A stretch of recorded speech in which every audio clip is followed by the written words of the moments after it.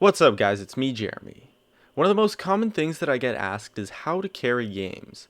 Everyone wants to find the best way that they can to carry, and rightfully so, because the ranking system is designed in a way where if you want to climb up in ranks, you have to carry your games.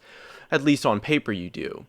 There's loads of ways that you can carry games, but nobody really talks about why it's just so hard to carry in League of Legends.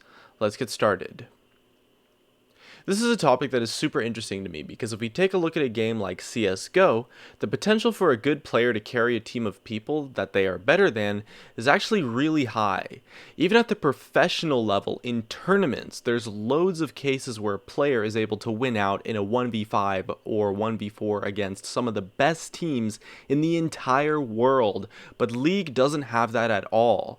The potential for you to 1v5 hard carry just isn't there, especially if you're playing a champion that isn't building damage, which is going to be like half of the champions in the game. So why is it so much harder to carry in League compared to CSGO, and just in general? Now, I don't really remember who I got this idea from. Maybe it was, I think, Thorin or Chowster or maybe Monty, but the idea is that in League of Legends, decision making plays such a huge role in the game that when you're put in a situation where your opponent outplayed you in terms of their decision making, there is literally nothing you can do. There is no miracle switch, no god play, nothing you can do that would get you out of that situation once you make that poor decision. In CSGO, you could always just nail 5 headshots or make some crazy god level play to win completely by yourself, but in League that is just not possible. Say you're playing top lane and die to a gank. The idea is that by the time the jungler crossed the Baron pit, you were probably already dead, even though you don't actually die for about 15 seconds after that happens. But it's because there was nothing you could do. The only way to not get outplayed by the jungler in that situation is to stop the situation from happening in the first place by not overextending.